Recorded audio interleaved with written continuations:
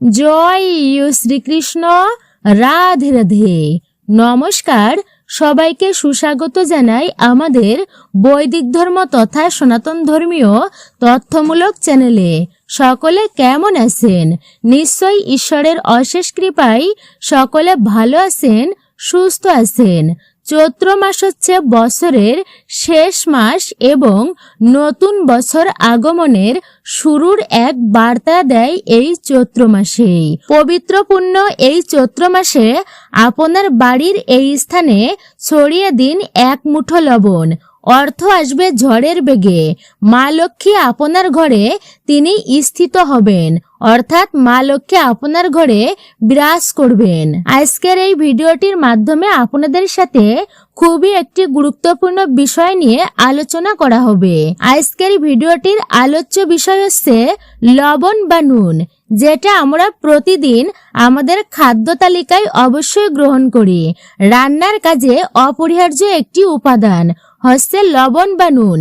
তবে আমরা অনেকেই হয়তো জানি না যে ঘরের নানাবিধ বাস্তু দোষ কাটানোর জন্য এবং গ্রহ দোষ কাটানোর জন্য লবণ বা নুনের অব্যর্থভাবে কাজে লাগানো যেতেই পারে।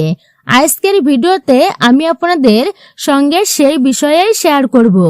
আপনার বাড়ির কোন জায়গায় ছড়িয়ে দিলে এই লবণ আপনার সমস্ত বাস্তু দোষ দূর হবে, আপনার পরিবার থেকে সমস্ত রকম নেতিবাচক শক্তি বিদায় নেবে একেবারেই, এবং আপনার উপর কেউ কোনো খারাপ কাজ করতে পারবে না।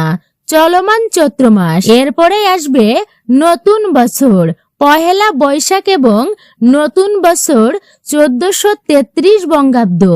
মাসের মধ্যে প্রত্যেকটি দিনই অত্যন্তই শুভ পবিত্রপূর্ণ চৈত্র মাসের। অনেক বাড়িতেই এই চৈত্র মাসে মা লক্ষ্মীর বার্ষিকী পূজাটিও করে থাকেন। তাছাড়া গৃহস্থ বাড়িতে চৈত্র মাসে মা লক্ষ্মীর বিশেষ পূজা অর্চনা হয়, যাতে আগামী বছর আপদ বিপদ থেকে মুক্ত হওয়া যায় এবং মা লক্ষ্মীর আশীর্বাদ সর্বদাই বজায় থাকে।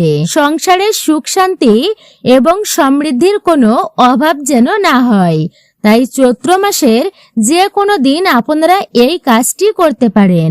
তাহলে চলুন আপনাদেরকে বলেই দিই যে কিভাবে আপনারা লবণের ব্যবহার করবেন আপনাদের জীবনে এবং কি কি সতর্কতা অবলম্বন অবশ্যই করবেন। তবে মূল ভিডিওতে যাওয়ার আগে সকলকে অনুরোধ করব, ভিডিওটি সম্পূর্ণই আপনারা দেখুন ভক্তি এবং শ্রদ্ধা সহকারে। দেখার পরে যদি ভালো লেগে থাকে অবশ্যই ভিডিওতে আপনারা একটি লাইক করবেন আর কমেন্টে অবশ্যই জয় মা লক্ষ্মী দেবীর জয় অথবা আপনার গুরুদেবের নামটি একটি বারের জন্য হলেও লিখে জানাতে একদমই ভুলবেন না। আর অবশ্যই ভিডিওটি আপনারা যদি পারেন তাহলে শেয়ার করবেন নিকটস্থ আত্মীয় স্বজন বা প্রতিবেশী বন্ধু বান্ধবদের সাথে, যাতে তারাও উপকৃত হয়। তাহলে চলুন প্রবেশ করা যাক মূল পর্বে। প্রথমেই জানতে হবে যে ঘরে কি বাস্তুদোষ আছে কিনা।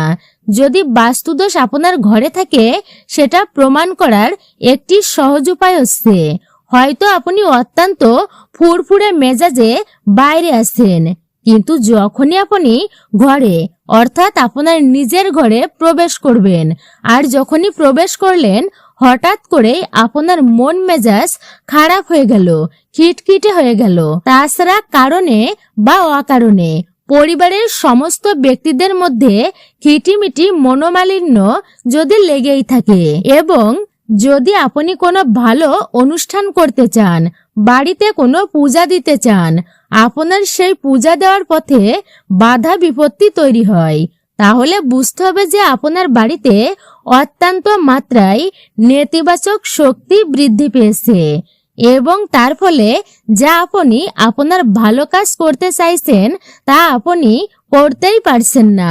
শুভ কোনো অনুষ্ঠান করতে চাইলেও তাতে অনেক প্রকার বাধা বিপত্তি এসে হাজির হচ্ছে। তাহলে অবিলম্বে আপনার ঘরের বাস্তু ঠিক করা অবশ্যই প্রয়োজন। যে ঘরে বাস্তু দোষ থাকে সেই ঘরে কোনো রকম ভাবে আর্থিক উন্নতি হতেই পারে না। সেই ঘরের পরিবারের ব্যক্তিরা যে কাজেই হাত লাগাবেন সেই কাজেই প্রচুর বাধা এবং বিপত্তির সম্মুখীন হতে হবে।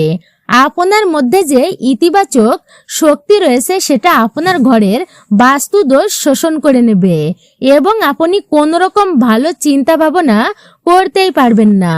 এর ফলে পরিবারের আয় উন্নতি দিনে দিনে কমতেই থাকবে আর আপনার খরচ বহু পরিমাণে বাড়তে থাকবে, অতিরিক্ত পরিমাণে।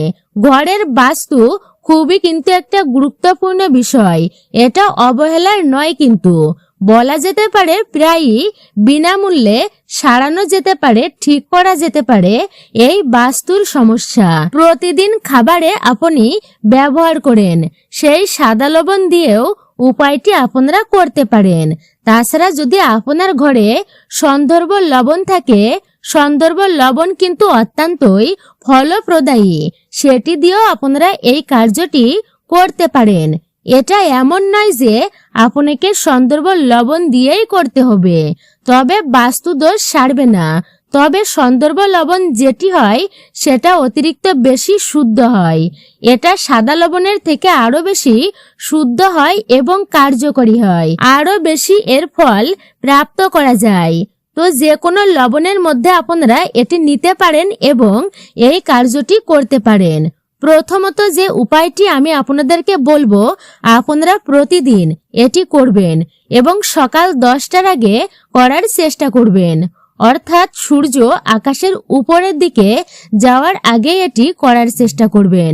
প্রতিদিন সকালবেলায় আপনারা ভালোভাবে পরিষ্কার পরিচ্ছন্ন করবেন আপনার ঘর দুয়ার, যেন বাড়ি ঘর দুয়ার পরিষ্কার পরিচ্ছন্ন অবশ্যই থাকে, অপরিষ্কার নয়। তবে কিন্তু অপরিষ্কার বাড়িতে মা লক্ষ্মী বাস করেন না, সেখানে অলক্ষ্মীর বাস হয়।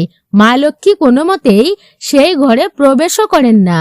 এবং প্রতিদিন আপনারা ঘর মুছবেন এবং ঘর মোছার যে জল নেবেন সেই জলের মধ্যে আপনারা তো সার্ফ বা ফিনাইল দিয়ে ঘর মোছেন, তো সেই ঘর মোছার যে জলটি আছে তাতে ছোট 1 চামচের মতো বা 4 চামচের 1 চামচ আপনারা সাদা লবণ মিশিয়ে আপনার ঘরগুলি মুছবেন এবং চেষ্টা করবেন সেই জল বাড়ির বাইরে ফেলার, মানে বাড়ির উঠানে ফেলার। ঘরের মধ্যে কিন্তু বেসিনে এই জল আপনারা ফেলবেন না, বাড়ির বাইরে যত দূরে পারবেন চেষ্টা করবেন এই জল ফেলার। আর এই জলের সাথেই বেরিয়ে যাবে আপনার ঘরের অশুভ অর্থাৎ নেগেটিভ শক্তি, যেটার ফলে আপনার পরিবারে আয় উন্নতিতে বাধা আসছে, সেটা ধীরে ধীরে কেটে যাবে। কিন্তু এই কাজটা আপনাদের প্রতিদিন করতে হবে এবং চেষ্টা করবেন সকাল 10টার আগে করার, অর্থাৎ দুপুর 12টার আগে অন্তত পক্ষে আপনি করার চেষ্টা করবেন। এর পরে কিন্তু আপনারা করবেন না। সূর্য যখন মাথার উপর সেই সময়ের আগেই, অর্থাৎ ঘর মোছার জলে আপনারা অবশ্যই লবণ মিশিয়ে নিয়ে তারপরে ঘর মুছবেন। এটা কিন্তু সকালের দিকেই করা উচিত, কখনোই মাঝ দুপুরে নয়। তাই সকালের দিকে কার্যটি করার চেষ্টা করবেন। কাজটি আপনারা প্রতিদিনই করতে পারেন, তবে বৃহস্পতিবার দিনটি শুধুমাত্র বাদ দেবেন। এর পরবর্তী যে উপায়টি আপনারা করবেন, আর সেই উপায়টি হচ্ছে আপনাদের বাড়ির বাথরুমে। হ্যাঁ, আপনারা একদমই ঠিকই শুনেছেন, বাথরুমে এই কার্যটি করবেন। বাথরুম এমন একটি জায়গা যেখান থেকে সব থেকে বেশি নেতিবাচক শক্তি বৃদ্ধি পায়। এটা ঘরে বা একটা বাড়ির যে বাস্তু তার মধ্যে নেতিবাচক শক্তির যে বিস্তার সেটি কিন্তু বাথরুম থেকেই হয়।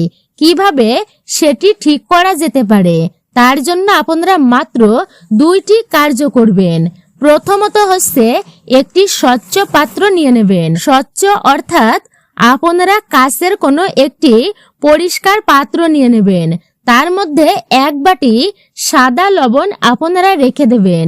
অর্থাৎ আপনি যদি কোনো কৌটা নেন সেই কৌটাটি ভরে 1 বাটি সাদা লবণ তার মধ্যে ভরে রাখবেন এবং আপনি বাথরুমের একটু উপরের দিকে এমন একটি কোণা জাতীয় জায়গা রাখবেন যাতে সেখানে কারোর চোখের অর্থাৎ নজরও না পড়ে, কারোর চোখও না পড়ে, কিন্তু বাথরুমের মধ্যেই সেটি থাকে, কিন্তু কারোর হাতেও না পড়ে, চোখেও না পড়ে।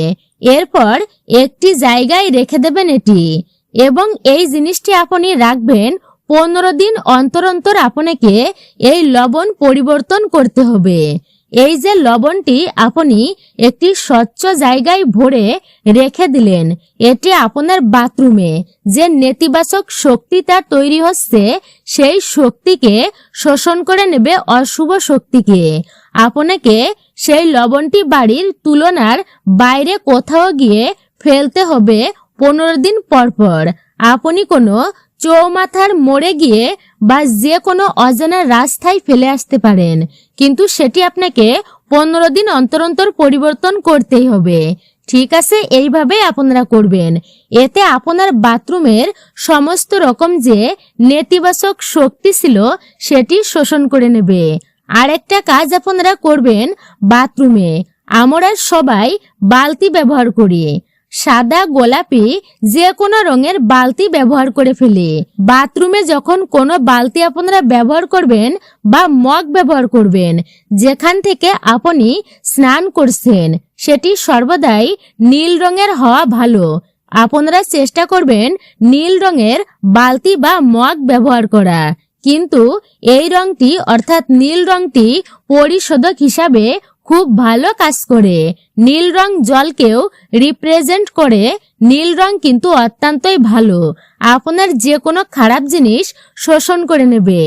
আপনারা নীল রঙের বালতি বা মগ ব্যবহার করুন আজ থেকেই। যদি ব্যবহার আগে না করে থাকেন তবে শুরু করুন। আপনার বাথরুমে দেখবেন আপনি অত্যন্ত ভালো রেজাল্ট পাবেন এর পরবর্তী থেকে, এবং একদমই হাতে নাতে পাবেন।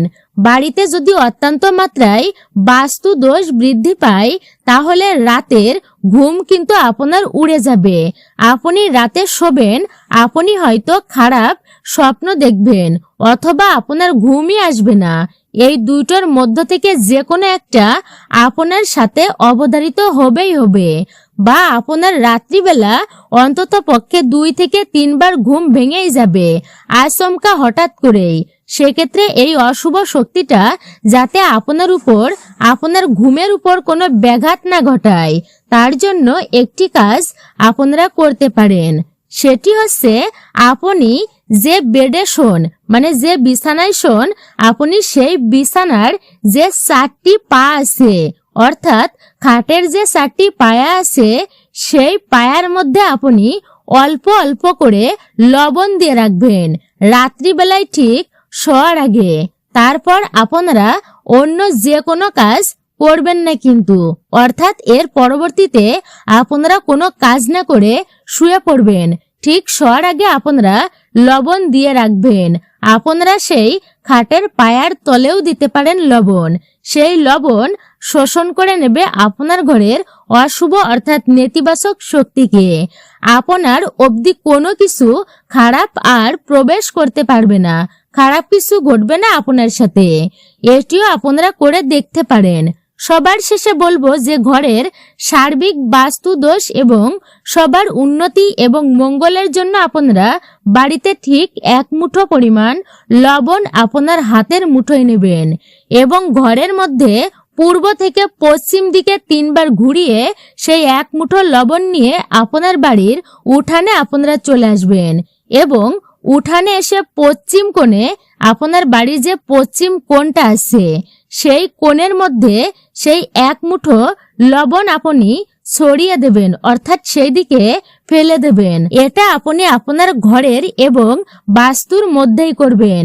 আপনি যদি অ্যাপার্টমেন্টে থাকেন তাতেও কিন্তু কোনো অসুবিধা নেই, আপনি অ্যাপার্টমেন্টের নিচেও ফেলতে পারেন। আপনি যদি নিজস্ব বাড়িতে থাকেন তাহলেও কোনো অসুবিধা নেই, কিন্তু এই লবণটি আপনাকে আপনার বাড়ির ত্রিসীমানার মধ্যেই ফেলতে হবে। কি করবেন এরপর? আপনি 1 মুঠো পরিমাণ লবণ নিয়ে নেবেন। আচ্ছা, তার আগে আপনাকে কিন্তু স্নান সেরে নিতে হবে। শুদ্ধ বস্ত্র পরিধান করে এই কাজটি করতে হবে। স্নান সেরে শুদ্ধ একটা বস্ত্র পরে নেবেন আপনি। তারপর রান্নাঘর থেকে পরিষ্কার যেখানে নুনের জায়গা রয়েছে অর্থাৎ লবণের স্থান রয়েছে সেখান থেকে ঠিক 1 মুঠো লবণ আপনার হাতের ডান হাতের 1 মুঠো পরিমাণ লবণ নিয়ে নেবেন এবং ঘরের মুখ্য দরজা থেকে সারা ঘরে পূর্ব থেকে পশ্চিম দিকে 3 বার ঘোরাবেন সেই লবণ। সেই ঘরটিকে পুরোপুরি ক্লক ওয়াইজ 3 বার ঘরের মধ্যে ঘুরাবেন, অর্থাৎ ঘড়ির কাঁটার দিকে মুখ করে 3 বার আপনারা ঘুরাবেন এবং তারপর আবার মুখ্য দরজা দিয়ে বেরিয়ে গিয়ে বাড়ির উঠানে চলে গেলেন এবং বাড়ির উঠানের যে উত্তর পশ্চিম দিকটা আছে সেখানে গিয়ে সেই 1 মুঠো লবণ আপনি ফেলে দিবেন। এর মাঝখানে আপনি আর কোনো কাজ করবেন না, অর্থাৎ সারা ঘর প্রদক্ষিণ করে যে এই যে লবণটি আপনি ফেলবেন তার মাঝখানে আপনার কোনো কাজ আর আপনি করতে পারবেন না। দেখবেন এর ফলে আপনার ঘরের সমস্ত রকম বাস্তুদোষ ও অশুভ শক্তিগুলি একেবারেই উধাও হয়ে যাবে এবং আপনার জীবনে অর্থ আগমনের পথ সুগম হবে। অনেক সময় দেখা যায় কি অক্লান্ত পরিশ্রম করেও তার যথাযথ সুফল আমরা পাই না। টাকা রোজগার করলেও সেই টাকা ধরে রাখতেই পারি না। কোন দিক থেকে যে টাকা খরচ হয়ে যায় তা বোঝাই যায় না, কিন্তু মাসের শেষে পকেট খালি আপনার সঙ্গেও যদি এমন ঘটে তাহলে বুঝতে হবে যে বাড়িতে অশুভ শক্তির প্রভাব অত্যন্ত পরিমাণেই বেড়েছে।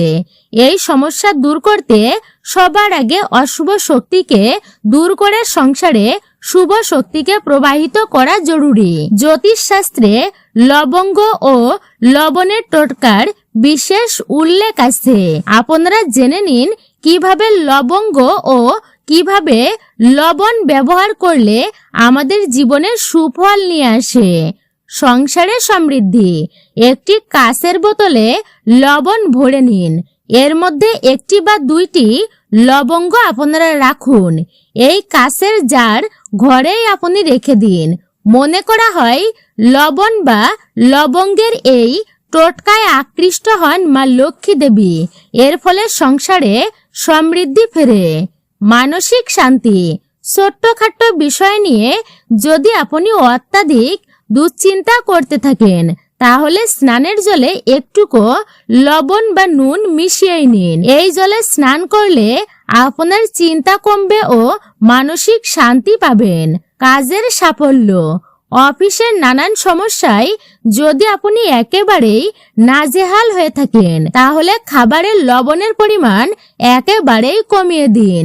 লবণ কম খেলে মন শান্ত হয় এবং কাজে সাফল্য পাওয়ার সম্ভাবনাই বাড়ে। সুস্বাস্থ্য লাভ। স্বাস্থ্য ভালো রাখতে একটি কাঁচের পাত্র আপনি ভর্তি করে লবণ নিয়ে নিন। এরপর সেই পাত্রটি অসুস্থ ব্যক্তির বিছানার পাশেই রেখে দিন। প্রতিদিন এই লবণ আপনি বদলে দেবেন এবং পুরানো লবণ নদী, খাল বা পুকুরে বা নালার জলে ফেলে দিয়ে আসবেন, কিন্তু ভুলক্রমেও বাড়ির মধ্যে সেই লবণ ফেলবেন না। বাড়িতে ভুল দিকে বাথরুম থাকলে বাস্তু দোষ তৈরি হয়। বাস্তু দোষ দূর করতে একটি কাঁচের পাত্র ভর্তি করে লবণ রেখে সেটি বাথরুমেই রেখে দিন। প্রতিদিন এই লবণ আপনারা বদলে ফেলুন। এর ফলে বাড়িতে পজিটিভ এনার্জি প্রবাহিত হবে। মূলত এটাই ছিল আমাদের আজকের ভিডিওটি বৈদিক ধর্ম চ্যানেলের। ভিডিওটি আপনার কাছে কেমন লেগেছে মূল্যবান মতামত জানাতে একদমই ভুলবেন না। অবশ্যই কমেন্টে ভক্তি ও ভালোবাসার সহিত মনোযোগের সহিত একটি বারের জন্য হলেও অবশ্যই লিখুন জয় মা লক্ষ্মী দেবীর জয়। অবশ্যই কমেন্টে লিখুন জয় মা লক্ষ্মী দেবীর জয়। ভক্তি ও ভালোবাসার সহিত আপনার গুরুদেবের নামটি একটি বারের জন্য হলেও লিখে জানাতে ভুলবেন না। আর আপনি যদি আমাদের চ্যানেলের নতুন দর্শক হয়ে থাকেন তো বিনীত অনুরোধ করছি চ্যানেলটি অবশ্যই সাবস্ক্রাইব করবেন, পাশে থাকার নোটিফিকেশন বেল আইকনটি অল করে দিবেন। সকলে ভালো থাকুন, সুস্থ থাকুন, পরম করুণাময় ঈশ্বরের অশেষ কৃপায় নিশ্চয় আপনি একটুকু হলেও উপকৃত ও সমৃদ্ধ হয়েছেন।